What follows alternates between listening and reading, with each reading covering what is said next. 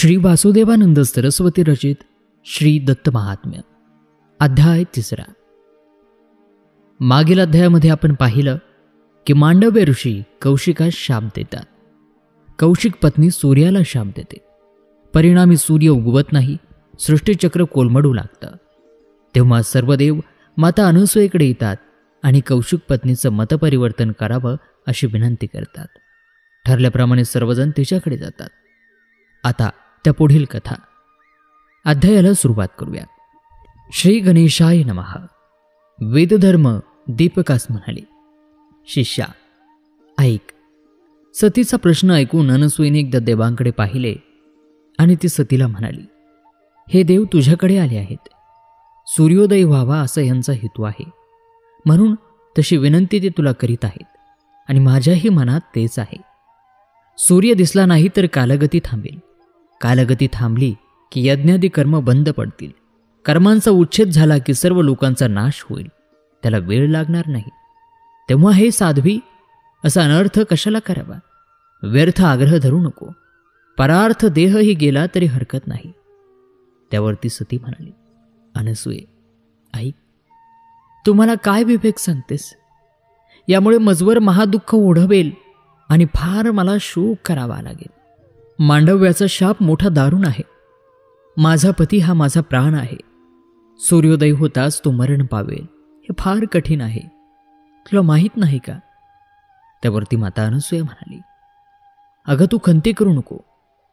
तुझा पती जरी मरण पावला तरी मी त्याला लगेच जिवंत करीन. तुझा पती निरोगी होऊन उठेल. ऐक, मनात दुःख आणू नकोस. मी तुला त्रिवार वचन देते. असे हे अनसूयेचे वचन ऐकून सतीने ते मान्य केले. ठीक आहे असं म्हणून तिने सूर्याला नमस्कार केला. जय सूर्या, तू तेजोराशी. तू समर्थ असून मर्यादा ओलांडून जात नाहीस, मर्यादा पाळतोस.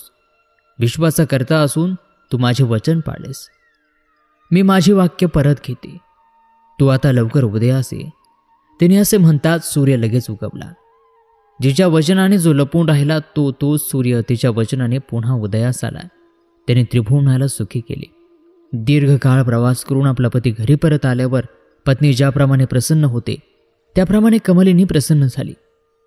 सूर्य उगवताच त्याने त्याचे 2 कार्य केली. त्याने अंधकाराचा जसा नाश केला त्याचप्रमाणे त्या विपराचे प्राणही शोषण केले. सतीचे मुख म्लान झाले. तेव्हा अनसूया म्हणाली, भिवू नकोस, सावधान हो. माझे वचन आठव. जर का मी अनन्य भक्तीने पतिसेवेत देह झिजविला असेल, काया वाचा आणि मन यांनी माझ्या पतीची धर्माने सेवा केली असेल, पतीहून दुसरे कोणतेही दैवत मी स्वप्नातही मानले नसेल आणि मजकडून नेहमी जर का साध्वी धर्माचे पालन यथार्थ झाले असेल, तर त्या धर्माचरणाच्या अंशाने या ब्राह्मणाला पुन्हा संजीवनी मिळो. हा निरोगी होऊन उठो आणि 100 वर्ष जगो. त्याचे मन अन्यत्र कोठेही गेले असेल तर ते तिथून परत फिरो, असं याला पुन्हा उज्जीवन मिळो. अनसूया याप्रमाणे बोलताच तो विप्र जिवंत होऊन उठला आणि स्वतः उठून बसला. त्याची पत्नी हर्ष पावली. त्याचे शरीर आणि अंतःकरण पूर्णपणे बदलले. तो देवासमान तेजस्वी दिसू लागला. सर्वांना आनंद झाला. देवाने तिथेच त्या पतिपत्नींवरती पुष्पवर्षाव केला. सर्व देवांनी अनसूयेला आणि त्या दंपतीला वंदन केले. स्वर्गात अप्सरा नृत्य करू लागल्या. गंधर्व प्रेमाने गाणे गाऊ लागले. अनसूयेचे स्तोत्र म्हणून तिची कीर्ती गाऊ लागली. जय जय सतीवर्ये, जय जय वेदगये, जय जय अत्रिभार्य, जय जय निजव्रशवीर्ये, भर्तृसेवा सुचर्ये, जय जय कृतकार्ये, दर्शित त्रयस्थ सूर्य, सतत निहत धैर्ये, ते नमो माथ आर्ये, असे ते स्तोत्र होते. देव अनसूयेला म्हणाले, तू विश्वाचे प्राण वाचविलेस, अघटित कार्य केलेस आणि आम्हाला सुयश दिलेस. आम्ही प्रसन्न झालो आहोत. तू आम्हाला वरदान माग. तेव्हा अनसूया म्हणाली, मी कसला वर मागून घेणार? मी तर सुधर्माचे आचरण करताना कृतार्थ झालेले आहे. जर तुम्ही वर देणारच असाल तर हेच मागणे की मला पतीचा सहवास नित्य मिळावा. ब्रह्मा, विष्णू आणि त्र्यंबक हे माझे पुत्र म्हणून जन्मास यावे. यापेक्षा अन्य काहीही इच्छा नाही. इह परत्र माझे अन्य कुठेही मन जात नाही. देव म्हणाले, तथास्तु. आम्ही हाच वर दिला. विधी, हरी आणि हर तुझे पुत्र होऊन जगाचा उद्धार करतील. असा हा वर देऊन आणि अनसूयेची आज्ञा घेऊन देव परत स्वर्गात गेले. अत्रिसवे सती अनसूया स्वतःच्या आश्रमाला परत गेली. ज्या राजाने चुकून मांडव्य ऋषीला सुळावरती चढविले होते त्याला ओळखून सुळावरून खाली उतरवले आणि शांत वचनांनी त्यांची क्षमा मागितली. तेव्हा मांडव्य ऋषी स्वतः यमाकडे गेले. ते यमाला म्हणाले, राजा दिक्पालाच्याच अंशाने आणि सामर्थ्याने राजसत्ता प्राप्त करतो. जी शिक्षा राजा देतो ती दिक्पालाने दिलेली असते. राजा निमित्त मात्र असतो. तू मला सुळावरती का चढविलेस? त्यावरती यम म्हणाला, त्याला कारण आहे.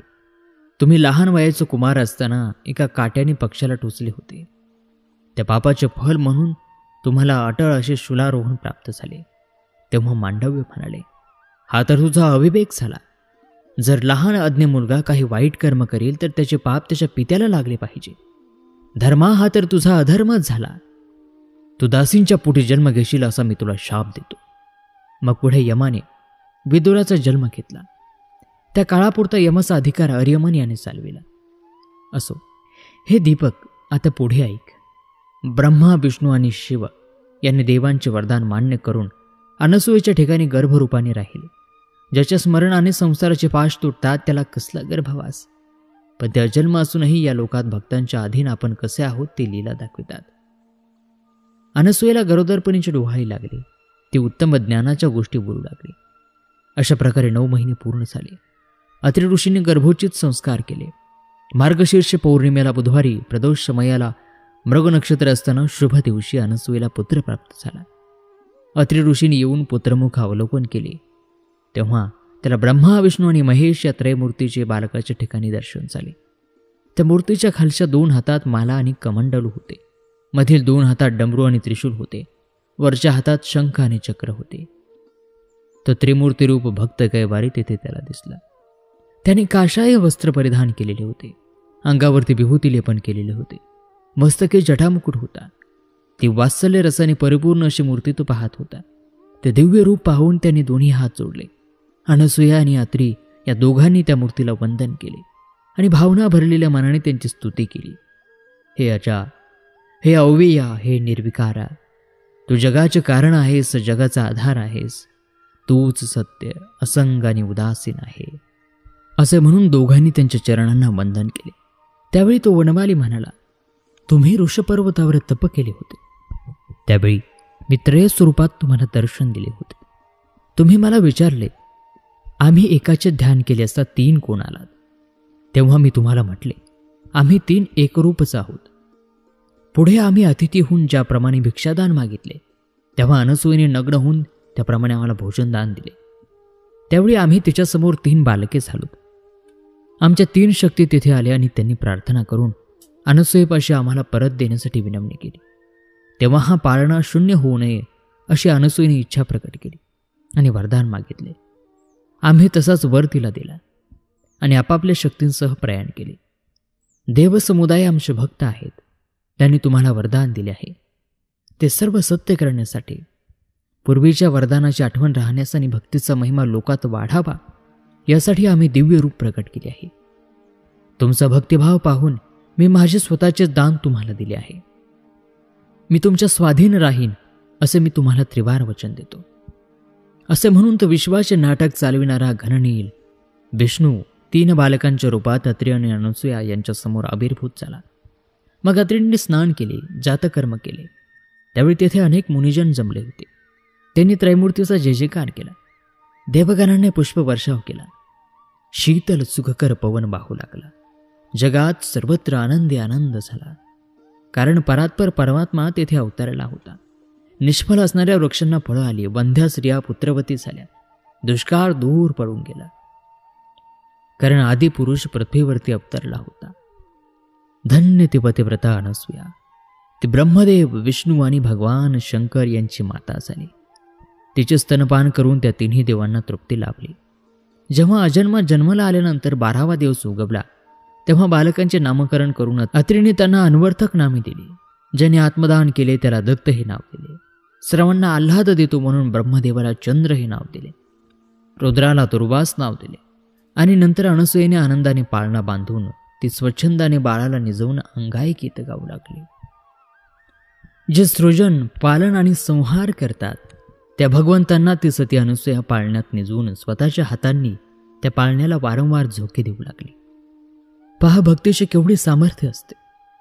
जे त्रिलोक्याचे पालन करते आहेत त्यांना भूक लागली आणि ते अनसूयेपुढे रडू लागले. ते भावनेची भूक होती. 2 बालकांना तिने दोन्ही स्तनाशी लावले. तेव्हा तिसरे बालक रडू लागले. तेव्हा त्याला अनसूयेने आपल्या अमृत दृष्टीने तृप्त केले. काळ बदलत होता. पुढे चंद्राने अनसूयेला वंदन केले आणि तो चंद्रमंडलामध्ये जाऊन राहिला. तो औषधींना संजीवनी देतो. पृथ्वीवरती अशा प्रकारे त्याची संतती वाढते. दुर्वास ऋषी दुर्दम्य तपशक्तीनिशी स्वच्छंद जगात हिंडतात आणि जे दुष्ट असतात त्यांना सन्मार्गावरती आणतात.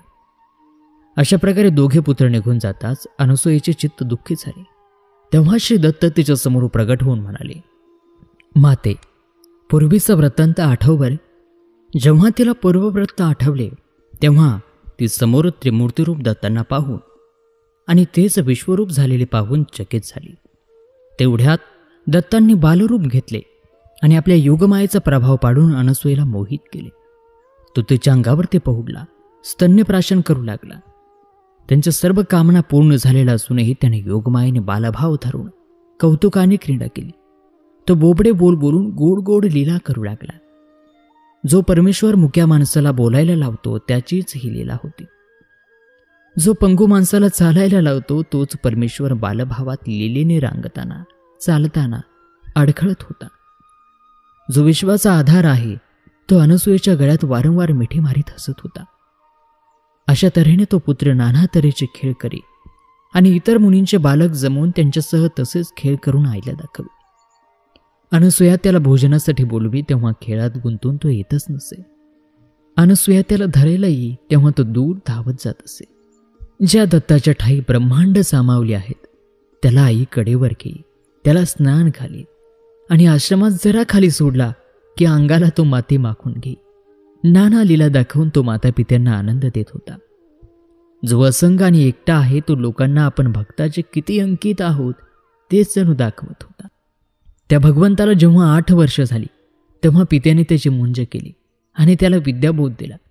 तो दत्त असा होता की त्याच्या चरणी सर्व योगी नत असतात. व्रतबंध झाल्यावर तो लंगोटी सोडून दे, स्मशानात जाऊन नग्न बसे, नासाग्रे दृष्टी लावून ध्यानात निमग्न होई. त्या बटूचे दर्शन घेता साध्यदेव, पिंगल आणि नाग त्याला अनेक योगविषयक प्रश्न विचारू लागले. त्यांना सन्मार्गाचा उपदेश करून दत्तांनी त्यांना योगासह सर्व आत्मज्ञान दिले. त्यावेळेपासून दत्तांची ख्याती सर्वत्र पसरली. तो दुष्टांना शासन करणारा, सज्जनांचे पालन करणारा आहे, योगमार्गाचा प्रवर्तक आहे हे जाणून जिज्ञासू मुनी बालक त्याच्याकडे ज्ञानासाठी येऊ लागले.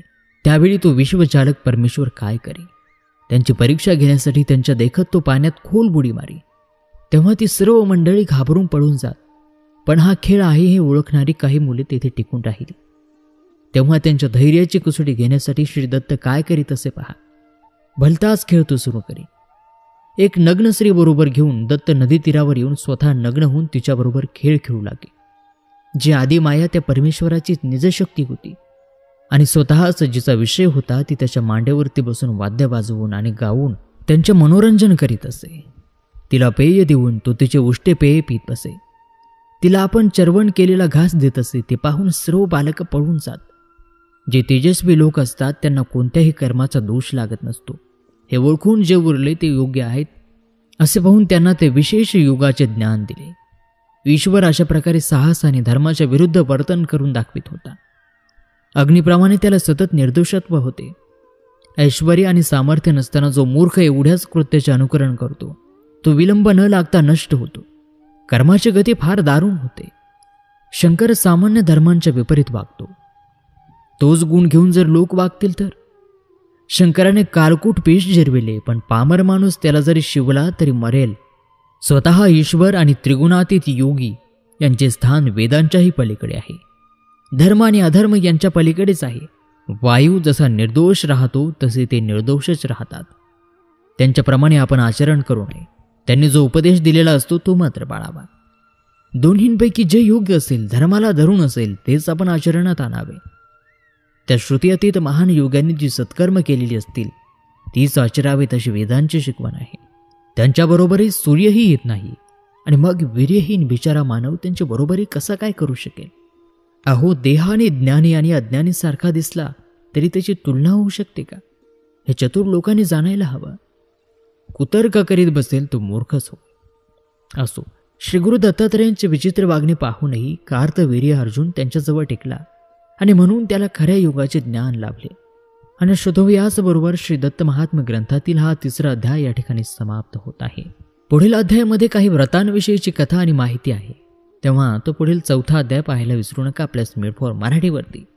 चला तर मग पुन्हा भेटूया दत्त महात्म्य ग्रंथाच्या पुढील कथाभागासह 4थ्या अध्यायामध्ये. तोपर्यंत नमस्कार, धन्यवाद. श्री गुरुदेव दत्त.